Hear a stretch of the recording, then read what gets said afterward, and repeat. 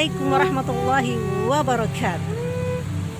Selamat hari ulang tahun kemerdekaan Republik Indonesia yang ke-75 tahun 2020. Hari ini hari Senin tanggal 17 Agustus tahun 2020 atau bertepatan dengan tanggal 27 Zulhijjah 1441 Hijriah.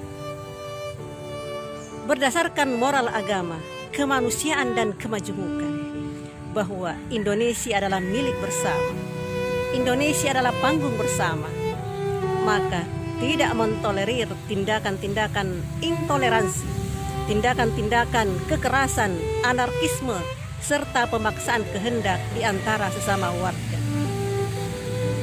Multikulturalisme bangsa Indonesia adalah sebuah kekayaan, sebuah hazanah, sebuah kekuatan yang harus kita rawat dan saling menghargai di antara perbedaan-perbedaan yang ada.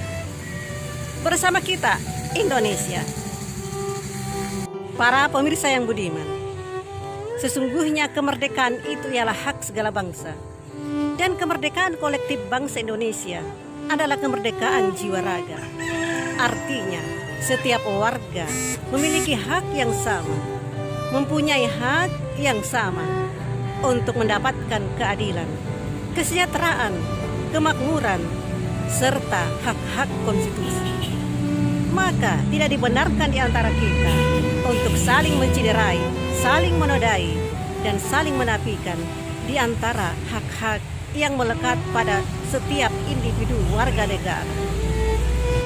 Memperingati hari kemerdekaan yang ke-75 ini, tentu bangsa Indonesia telah melewati dinamika hingga sampailah kita di hari ini. Demikian pula dengan kepemimpinan yang memiliki tantangan masing-masing di masanya.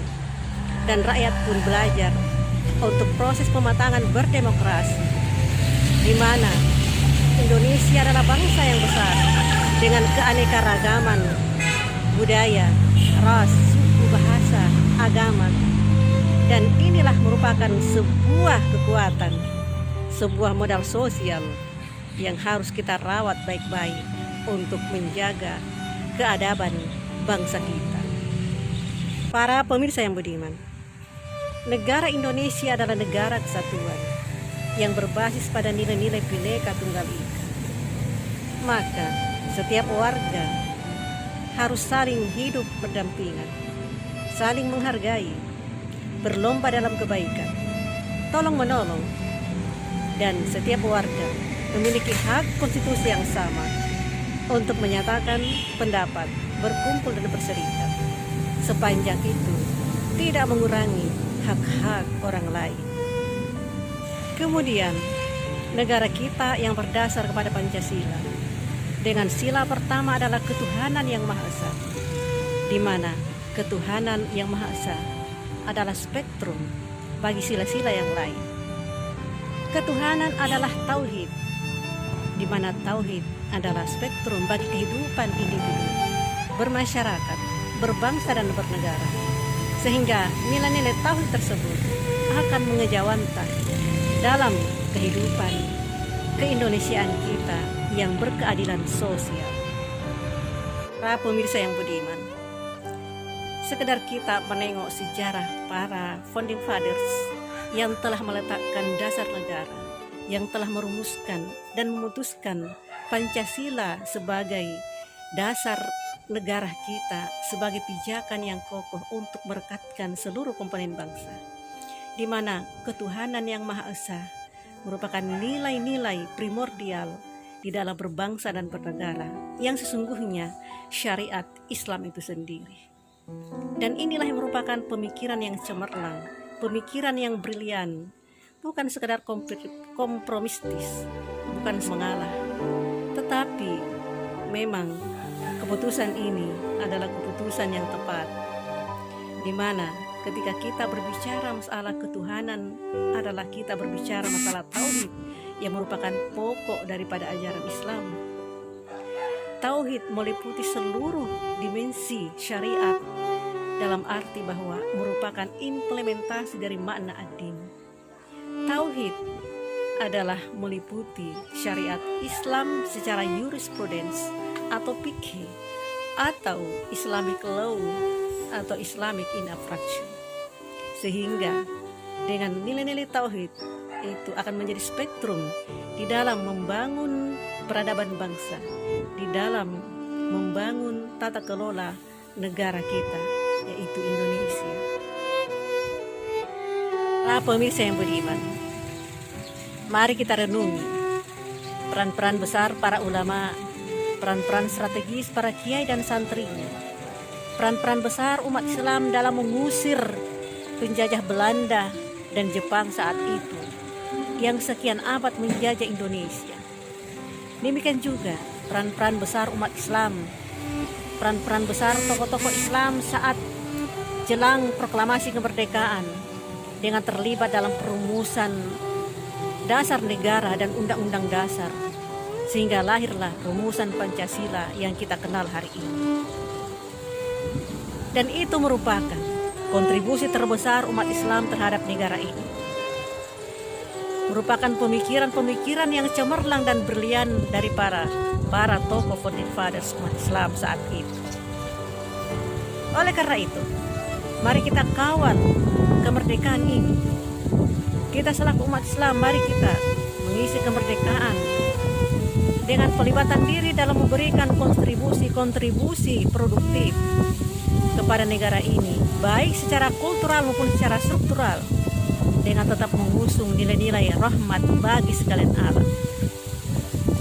Dengan nilai-nilai kerahmatan tersebut, kita umat Islam akan mampu memberikan peran strategis dalam membangun dan memajukan bangsa ini. Dengan menjunjung tinggi nilai kemanusiaan dan keadilan, dengan memberikan hak-hak konstitusi kepada setiap warga, saling menghargai perbedaan, saling menguatkan, sehingga itu menjadi kekuatan dan kekayaan untuk membangun kejayaan Indonesia ke depan. Kita umat Islam tentu memiliki tanggung jawab besar, dan umat Islam sebagai mayoritas di negeri ini akan menjadi pioner untuk membangun peradaban, untuk membangun kejayaan bangsa kita ini sebagai bangsa gemahrifah rohjinal.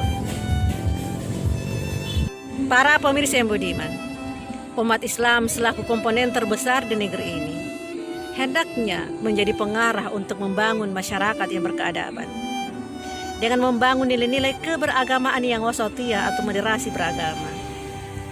Sebagai umatan wasatan, hendaknya menjadi penengah atau moderator di tengah heterogenitas bangsa dan menjadi teladan sebagai umat yang terbaik, serta menjadi pioner dalam menata kerukunan di antara kemajemukan dengan nilai-nilai toleransi. Toleransi bukan saling mengaburkan identitas dan melemahkan karakter, tapi toleransi hendaknya justru harus saling menguatkan karakter dan identitas dengan prinsip saling menghargai, saling menghormati, dan menjunjung tinggi nilai kemanusiaan dan kemajemukan serta keadilan. Pemirsa yang budiman, toleransi adalah titik temu dalam masyarakat yang heterogen dan majemuk seperti masyarakat Indonesia. Sebagai prasyarat titik temu tersebut antara lain adalah yang pertama, menghormati persamaan, fakta dan rasa, saling menguatkan sebagai sebuah kekuatan. Yang kedua, menghargai perbedaan-perbedaan sebagai sebuah kekayaan. Yang ketiga, menjamin kesetaraan, baik kesamaan akses, partisipasi, kontrol, peluang, gender, dan manfaat dengan perbedaan agama, perbedaan suku, ras, bahasa, dan perbedaan-perbedaan sosial lainnya sebagai sebuah kewajiban.